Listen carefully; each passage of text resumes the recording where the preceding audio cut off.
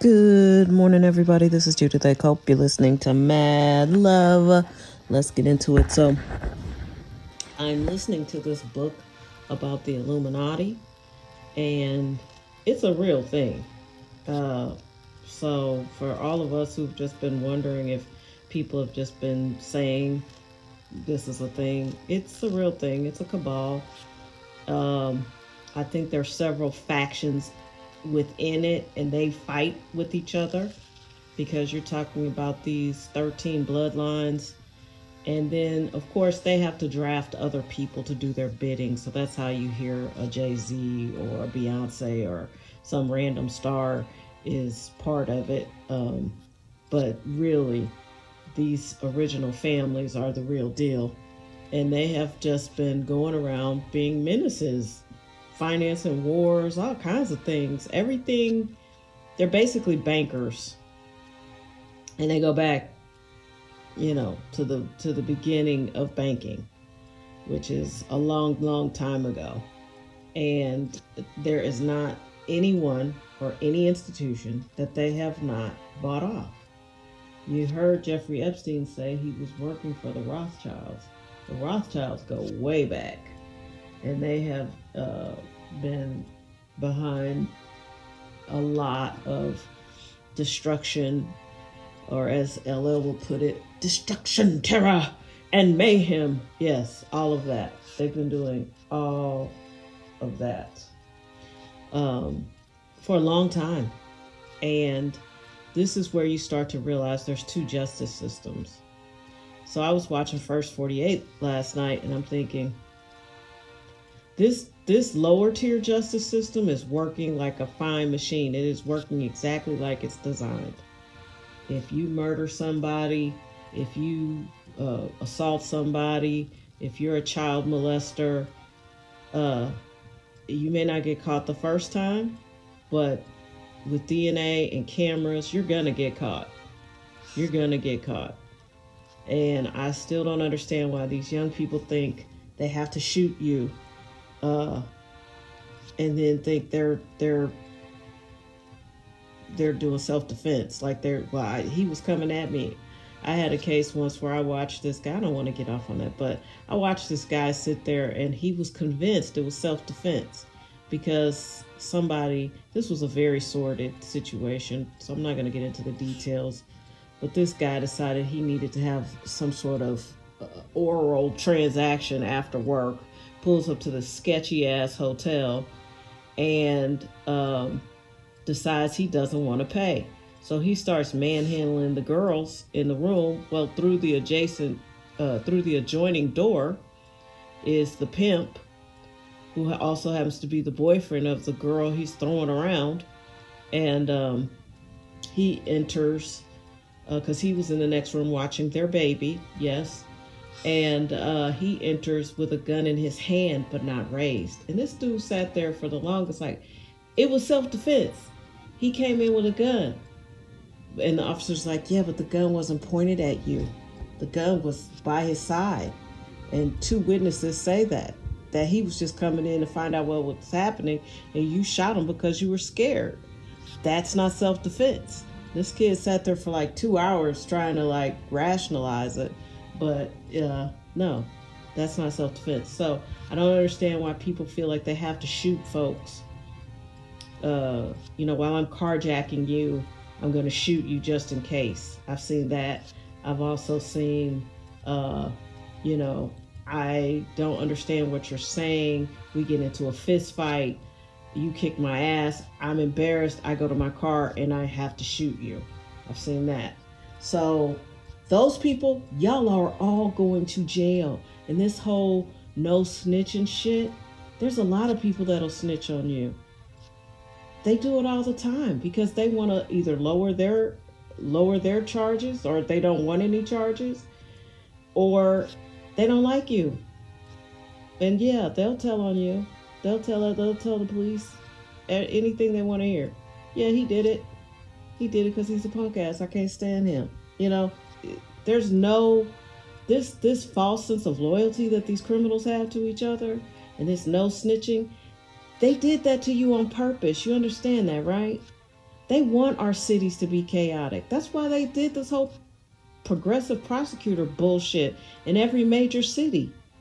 In every major city, whether they tell you or not, had every major city with one of these people in it who were completely inexperienced, who were trying to let all the criminals out.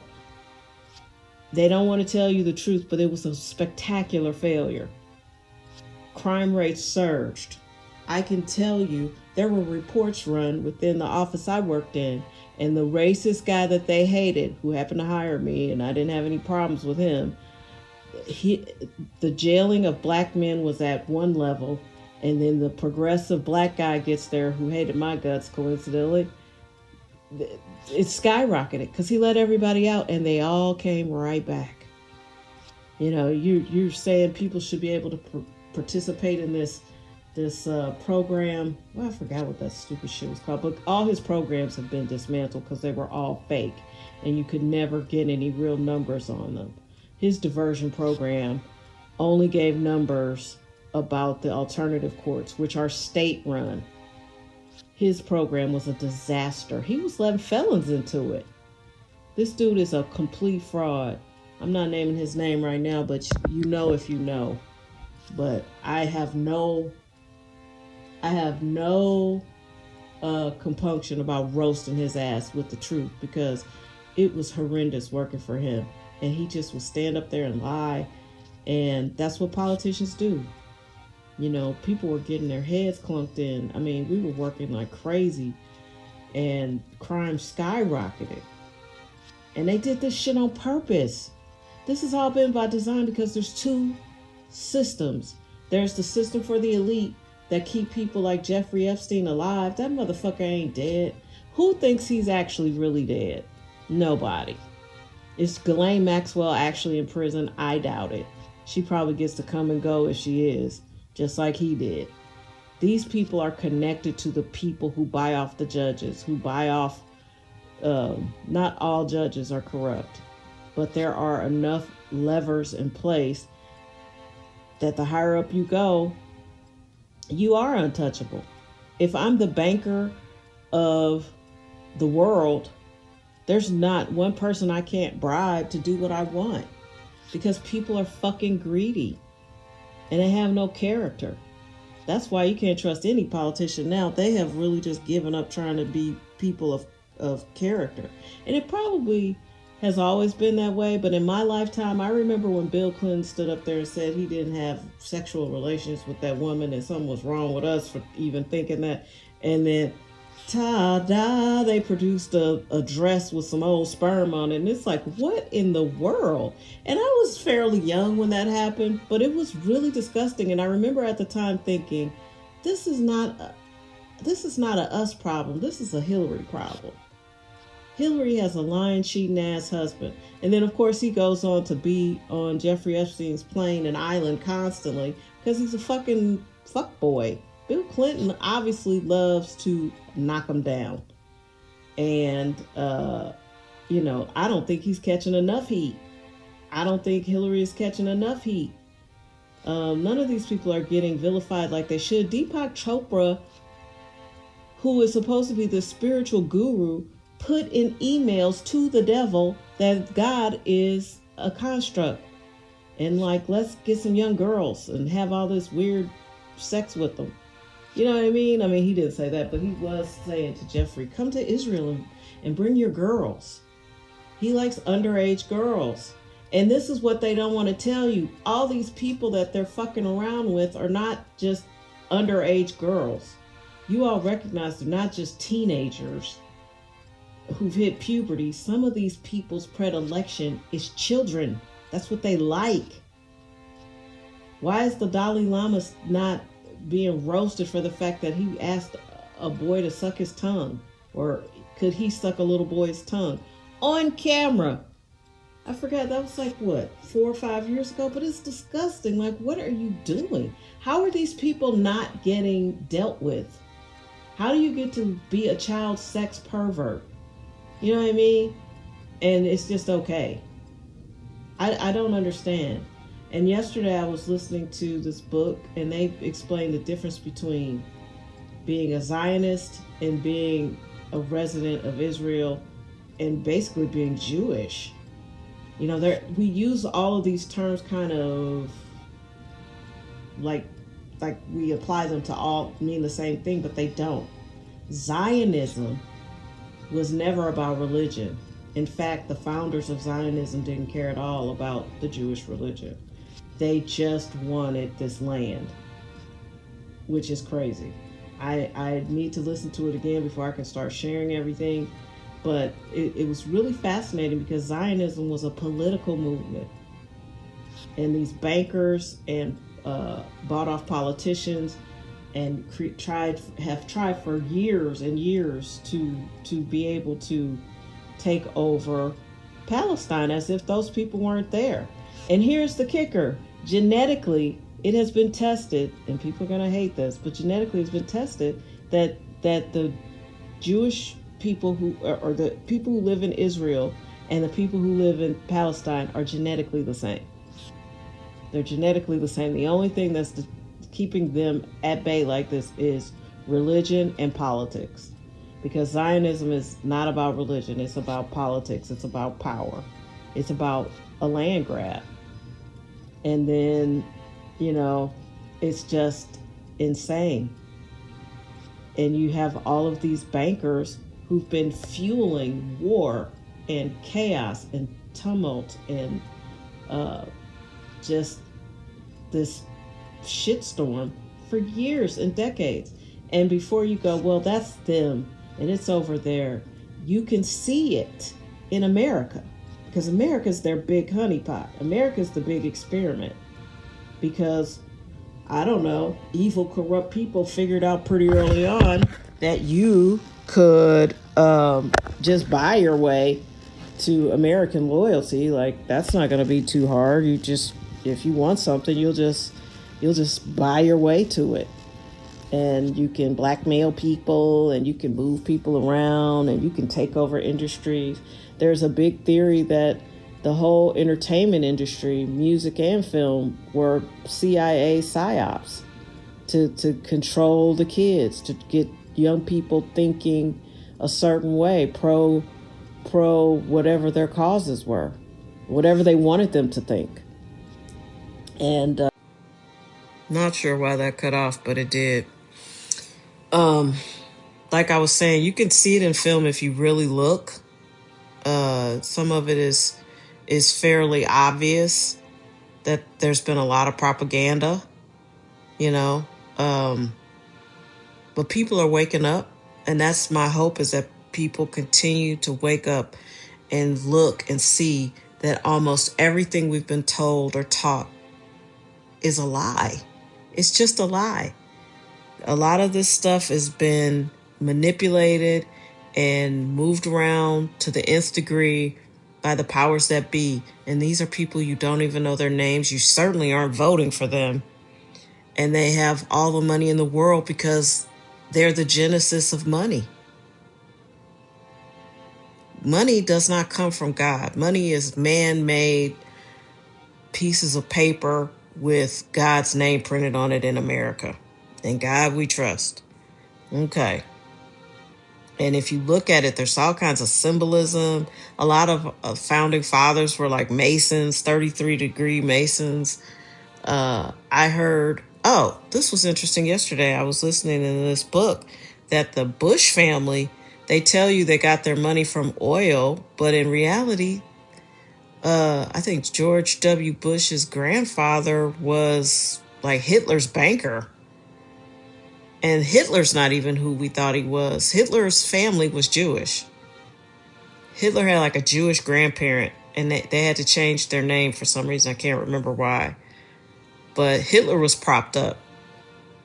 You know how some people just seem to come out of nowhere and they have all this financing and momentum?